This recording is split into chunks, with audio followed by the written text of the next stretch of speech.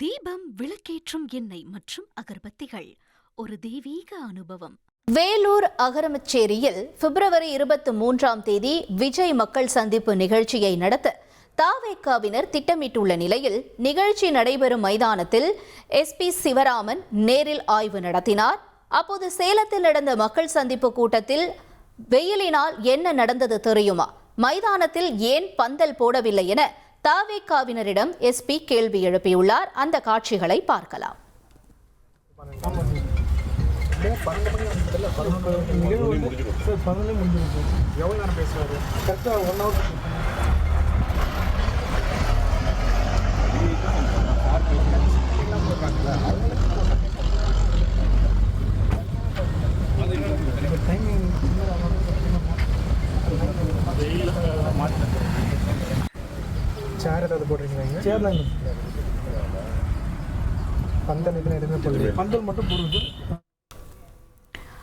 கூடுதல் தகவல்களை செய்தியாளர் பாரதி ராஜா வழங்கிட கேட்கலாம்.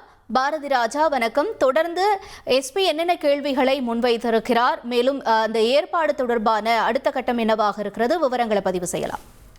பிப்ரவரி 23ஆம் தேதி தவேகா தரப்புல மக்கள் சந்திப்பு கூட்டம். இந்த கூட்டத்தில் அதன் தலைவர் விஜய் அவர்கள் பங்கேற்கிறார். இதற்காக பிரம்மாண்டமான மைதானமானது அகரமச்சேரியில ஏற்பாடு செய்யப்பட்டுள்ளது. ஏற்கனவே அந்த மைதானம் சமன் செய்யும் பணியெல்லாம் நிறைவு பெற்று விட்டது. அதையெல்லாம் காவல்துறையிடம் காட்டி அனுமதி பெறுவதற்காக ஏற்கனவே மனு அளிக்கப்பட்டிருந்தது. இந்த நிலையில சம்பவ இடத்தை நேரில் ஆய்வு செய்தார் வேலூர் மாவட்ட கண்காணிப்பாளர் சிவராமன். அவர் மட்டும் இல்ல, அவருடைய காவல்துறை அதிகாரிகளும் வந்திருந்தாங்க. மைதானத்தை முழுவதுமாக ஆய்வு செய்த பின்னர் அங்கு பந்தல் போடவில்லையா என்ற ஒரு கேள்வியை எழுப்பினார். அதற்கு தவேகா தரப்புல இருந்து கூட்டம் 12-1 மணிக்கெல்லாம் முடிஞ்சிடும், அதனால பந்தல் போடல அப்படின்ற ஒரு விஷயத்தை பதிவு பண்றாங்க. இதுக்கு பதிலளித்து பேசிய கண்காணிப்பாளர் சிவராமன், சேலத்திலும் இதே மாதிரிதான் கூட்டம் நடந்தது, அங்கு வெயிலின் தாக்கத்தால் மக்கள் எவ்வளவு சிரமப்பட்டார்கள் அப்படின்றது தெரியும் இல்லையா அப்படின்னு கேள்வி கேட்டதுக்கு தவேகா தரப்புல மிக தெளிவாக பதில் அளிக்கப்பட்டது.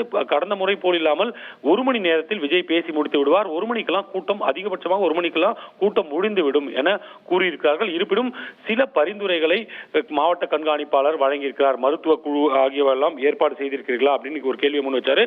மருத்துவ குழுலாம் நாங்கள் ஏற்கனவே அமைச்சிருக்கோம் அப்படின்னு தவேகா தரப்புல தெரிவிக்கப்பட்டிருக்கு. இதை தாண்டி காவல்துறை தரப்புல வழக்கமா நடைமுறைப்படுத்த வேண்டிய நிபந்தனைகள்லாம் அங்கு செயல்படுத்தப்பட்டிருக்கிறதா அப்படின்றதும் ஆய்வு செய்யப்பட்டது. ஆனால் தற்போது வரை அந்த அனுமதிக்கான முழு எந்த உத்தரவாதமும் காவல்துறை தரப்பிலிருந்து தவேகாவுக்கு அளிக்கப்படவில்லை. ஆய்வானது நடந்திருக்கிறது மைதானத்தில். இறுதிக்கட்ட முடிவு காவல்துறையால் இன்னும் சில மணி நேரங்களில் வெளியாகலாம் அப்படின்ற சூழல் இருக்கு. உங்களுடைய தகவல்களுக்கு நன்றி பாரதி ராஜா. தீபம், விளக்கேற்றும் எண்ணெய் மற்றும் அகர்பத்திகள் ஒரு தெய்வீக அனுபவம்.